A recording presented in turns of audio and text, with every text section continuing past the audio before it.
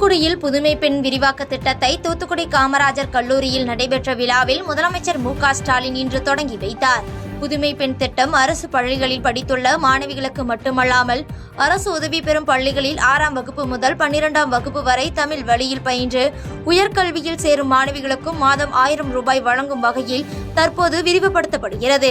இத்திட்ட தொடக்க விழா தூத்துக்குடி காமராஜர் கல்லூரியில் இன்று நடைபெற்றது. இதில் முதலமைச்சர் மு.க.ஸ்டாலின் பங்கேற்று புதுமை பெண் திட்டத்தின் விரிவாக்க பணிகளை தொடக்கி வைத்தார். இதன் மூலம் தமிழகம் முழுவதும் அரசு உதவி பெறும் பள்ளிகளில் 6ஆம் வகுப்பு முதல் 12ஆம் வகுப்பு வரை படித்து உயர்கல்வியில் சேர்ந்துள்ள 75,028 மாணவியர் பயனடைவர்.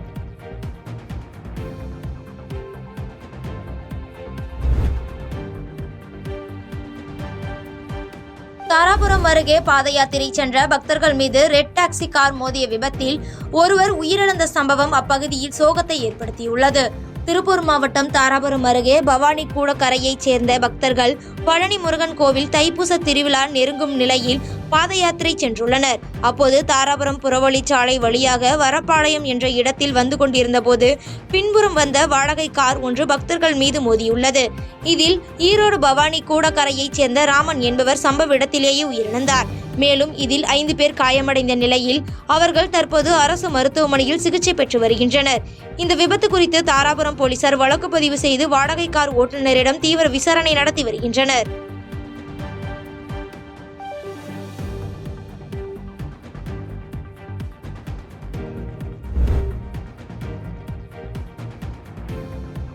சங்கராபுரத்தில் 40 ஆண்டுகளுக்கு முன்பு 12ஆம் வகுப்பு பயின்ற முன்னாள் அரசு பள்ளி மாணவர்கள் சந்திப்பு நிகழ்ச்சி நடைபெற்றது.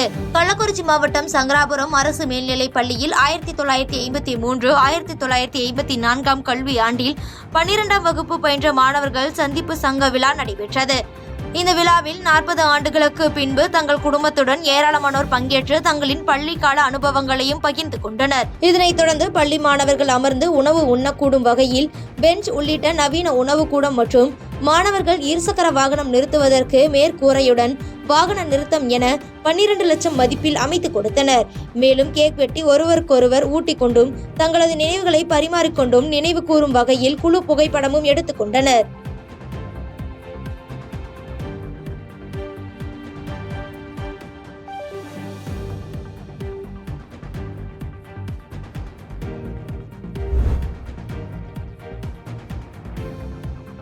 குடியிருப்பு பகுதியில் செங்கல் சூளை புகையால் பொதுமக்கள் கடும் அவதியடைவதாக பொதுமக்கள் குற்றம் சாட்டியுள்ளனர். தேனி மாவட்டம் வடமலை ராஜாபுரத்தில் 100க்கும் மேற்பட்ட செங்கல் சூளைகள் உள்ளன. இங்கு அச்சில் வார்க்கப்பட்ட ஈரமான செங்கல் துண்டுகளை சூளையில் அடுக்கி விறகு வைத்து எரித்து சுட்ட செங்கல் உற்பத்தி செய்யப்படுகிறது. செங்கல் சூளையில் பற்ற வைக்கப்பட்ட தீ பெரும் புகையுடன் எரிவதால் அப்பகுதியில் புகை மண்டலம் போல் காட்சியளிக்கிறது. இதனால் இரவு நேரத்தில் வீடுகளில் தூங்க முடியாமல் அப்பகுதி மக்கள் அவதிப்படுகின்றனர். மேலும் கால்நடைகள் புகையால் இறந்து விடுவதாகவும் இதனால் தங்களது வாழ்வாதாரம் பாதிக்கப்படுவதாக கூறி சம்பந்தப்பட்ட அதிகாரிகள் நேரில் ஆய்வு மேற்கொண்டு சூளைக்கு தடை விதிக்க வேண்டும் என கோரிக்கை விடுத்துள்ளனர்.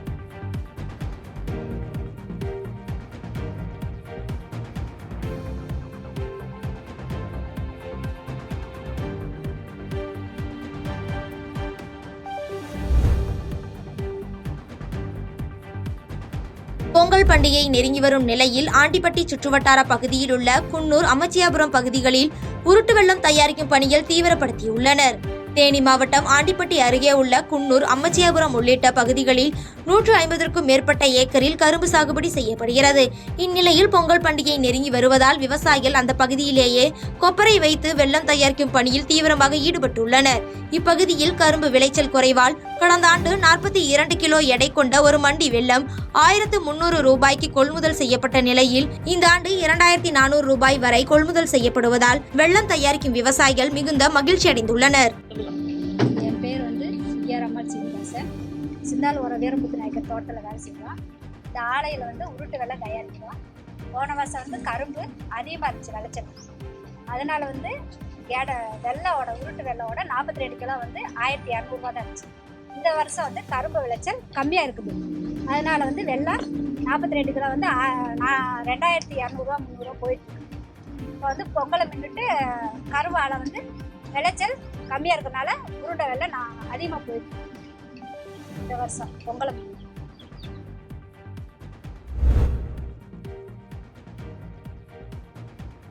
தூத்துக்குடியில் ரூபாய் 32.50 கோடி மதிப்பில் கட்டப்பட்ட மினி டைட்டில் பூங்காவை முதலமைச்சர் மு.க.ஸ்டாலின் திறந்து வைத்தார். தூத்துக்குடி திருச்செந்தூர் சாலையில் முத்தையாபுரம் ரவுண்டானா அருகில் ரூபாய் 32.50 கோடியில் கட்டப்பட்டுள்ள மினி டைட்டில் பூங்காவை முதலமைச்சர் மு.க.ஸ்டாலின் திறந்து வைத்தார். 63,000 சதுர அடி பரப்பளவில் தரைத்தளம் மற்றும் 4 தளங்களுடன் ரூபாய் 32.50 கோடி மதிப்பில் கட்டப்பட்டுள்ள மினி டைட்டில் பூங்கா மூலம் 1000க்கும் மேற்பட்டோர் வேலைவாய்ப்பை பெறுவர். விழாவில் அமைச்சர்கள் டி.ஆர்.பி. ராஜா, கீதா ஜீவன், அனிதா ராதாகிருஷ்ணன், தொகுதி நாடாளுமன்ற உறுப்பினர் கனிமொழி ஆகியோர் கலந்து கொண்டு சிறப்பித்தனர்.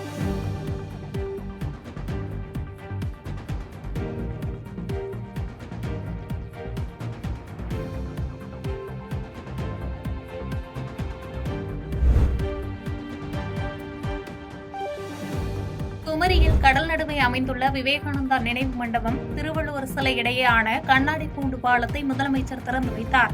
முக்கடல் சங்கமிக்கும் கன்னியாகுமரியில் கலைஞரால் நிறுவப்பட்டு தற்போது வெள்ளி விழா காண இருக்கும் திருவள்ளுவர் சிலையும் விவேகானந்தா பாறையும் இணைக்கும் கடல்சார் நடைபாதை பாலப்பணிகள் ரூபாய் 37 கோடி மதிப்பீட்டில் நடைபெற்று வருகிறது. அந்த வகையில் விவேகானந்தா நினைவு மண்டபம், திருவள்ளுவர் சிலை இடையேயான கண்ணாடி கூண்டு பாலத்தை முதலமைச்சர் திறந்து வைத்து சுற்றுலா பயணிகளின் பயன்பாட்டிற்கு கொண்டு வந்தார்.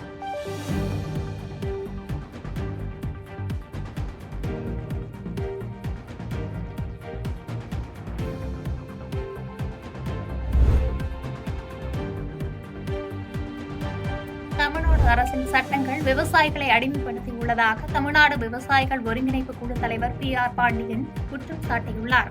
திருவள்ளூர் மாவட்டம் பொன்னேரி அடுத்த தச்சூரில் தமிழ்நாடு விவசாயிகள் ஒருங்கிணைப்பு குழு தலைவர் பி.ஆர். பாண்டியன் தலைமையில் விவசாயிகள் ஆலோசனை கூட்டம் நடைபெற்றது. தொடர்ந்து செய்தியாளர்களை சந்தித்த பி.ஆர். பாண்டியன், கும்மிடிப்பூண்டியில் சிப்காட் அமைக்க விவசாயிகள் ஒப்புதல் இல்லாமல் விளைநிலங்கள் சிப்காட் பெயரில் பட்டா மாற்றம் செய்து அபகரிக்கப்பட்டது விவசாயிகளுக்கு செய்த துரோகம் என்று சாடினார். மேலும் காட்டுப்பள்ளி துறைமுகம் தொழில் விரிவாக்கம் என்ற பெயரால் விளைநிலங்களை அபகரிக்க தமிழ்நாடு அரசு மறைமுகமாக துணை போகிறதோ என்ற அச்சம் ஏற்பட்டுள்ளதாக கருத்து தெரிவித்தார். தமிழ்நாடு அரசின் சட்டங்கள் விவசாயிகளை அடிமைப்படுத்தியுள்ளதாக குற்றம் சாட்டியதோடு தமிழ்நாடு அரசு நில ஒருங்கிணைப்பு சட்டம் 2024 என்ற சட்டத்தை திரும்ப பெறும் வரை போராட்டங்களை தீவிரப்படுத்த முடிவு செய்துள்ளதாக கூறினார். தமிழ்நாடு அரசாங்கம் திருவள்ளூர் மாவட்டத்தில் கும்மிடிப்பூண்டி சிப்காட் அமைக்கிறோம் என்கிற பெயரில் விளைநிலங்கள் விவசாயிகளுடைய ஒப்புதல் இல்லாமல், விவசாயிகளுக்கே தெரியாமல் அந்த நிலங்கள் விவசாயிகளிடத்திலிருந்து அபகரிக்கப்பட்டு பட்டா மாறுதல் சிப்காட் என்கிற பெயரில் செய்யப்பட்டது. இது மிகப்பெரிய உண்மையாக கண்டிக்கத்தக்கது. இது மிகப்பெரிய துரோகமாகும். திராவிட முன்னேற்ற கழக ஆட்சி திட்டமிட்டு தமிழ்நாடு அரசு நில ஒருங்கிணைப்பு சட்டம் 2024 என்கிற ஒரு சட்டத்தை கொண்டு வந்து கும்மிடிப்பூண்டி சிப்காட் என்பதற்கு விவசாயிகளுக்கே தெரியாமல் அவருடைய விளைநிலங்கள் சிப்காட்டிற்கு பட்டா மாறுதல் செய்யப்பட்டிருப்பதாக வந்திருக்கிற செய்தி அதிர்ச்சி அளிக்கிறது. இதனை உடனடியாக தமிழ்நாடு முதலமைச்சர் தடுத்து நிறுத்த வேண்டும்.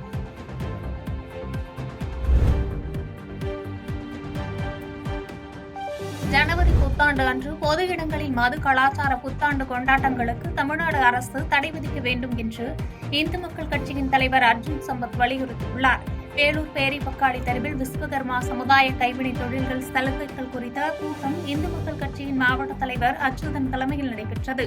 இதில் இந்து மக்கள் கட்சியின் மாநில தலைவர் அர்ஜுன் சம்பத் கலந்து கொண்டு மத்திய அரசு விஸ்வகர்மா மக்களுக்கு அளிக்கும் திட்டங்களை எடுத்துக் கூறினார். தொடர்ந்து செய்தியாளர்களை சந்தித்த அர்ஜுன் சம்பத், ஜனவரி 1ஆம் தேதி ஆகம விதிகளை மீறி நள்ளிரவு 12 மணிக்கு கோவில்களை திறந்து சிறப்பு வழிபாடு செய்யக்கூடாது, பொது இடங்களில் புத்தாண்டு கொண்டாட்டம் என்ற பெயரில் மது விருந்துடன் கொண்டாடுவதை தமிழக அரசு தடை செய்ய வேண்டும் என்று வலியுறுத்தினார்.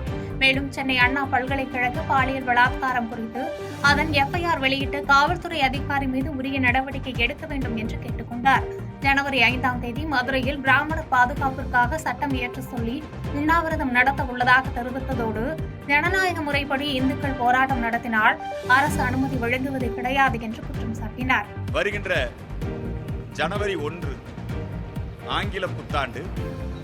ஆங்கில புத்தாண்டை அவர்கள் கொண்டாடுவது என்பது யாரும் எதிர்க்கவில்லை. ஆனால் நள்ளிரவு 12 மணிக்கு மது விருந்துகள் நடத்துவது, ஹாப்பி நியூ இயர் என்கிற பெயரிலே ஈவ் டீசிங் செய்வது, கூட்டம் கூடி பொதுமக்களுக்கு இடையூறு செய்வது, இத்தகைய சட்டத்திற்கு புறம்பான பண்பாட்டு கலாச்சார சீரழிவாக நடைபெறுகின்ற ஆங்கில புத்தாண்டு கொண்டாட்டங்களை தடை செய்ய வேண்டும்.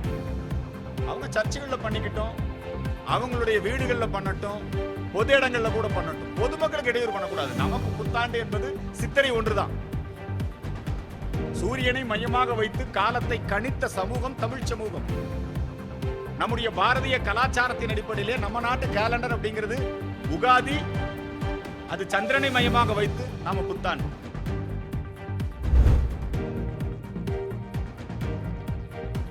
இரும்புத்துறை படபாணியில் தேனியில் கடன் பெறாத பெண்களை கடன் பெற்றது போன்று செல்போனுக்கு குறுஞ்செய்தி அனுப்பி தனியார் நிதி நிறுவனத்தை சேர்ந்த ஊழியர்கள் மிரட்டுவதாக பாதிக்கப்பட்ட பெண்கள் புகார் அளித்துள்ள சம்பவம் பரபரப்பை ஏற்படுத்தியுள்ளது.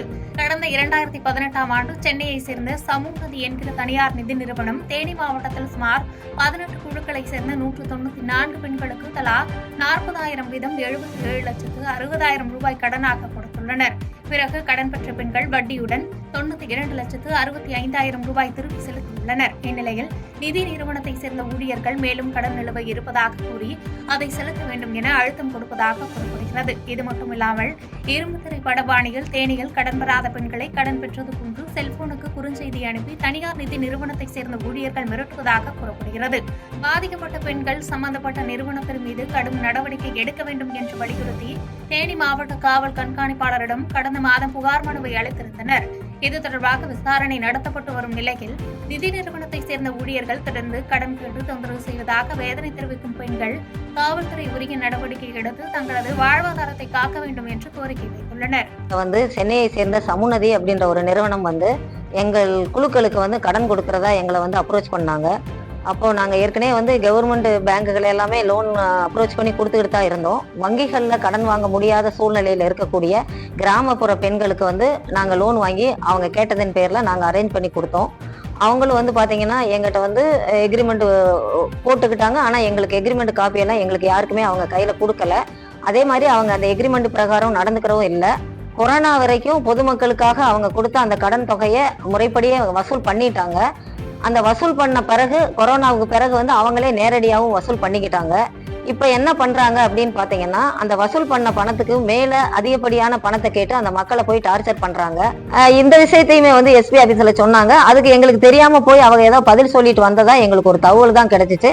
ப்ராப்பர் நியூஸ் எங்களுக்கு கிடைக்கல. பாதகம் செய்பவரை கண்டால் நாம் பயங்கொள்ளலாகாது பாப்பா, மோதி மிதித்து விடு பாப்பா, அவர் முகத்தில் உமிழ்ந்து விடு பாப்பா. அண்மை செய்திகளை உடனுக்குடன் தெரிந்து கொள்ள இணைந்திருங்கள் இயம்நாடு தொலைக்காட்சியுடன்.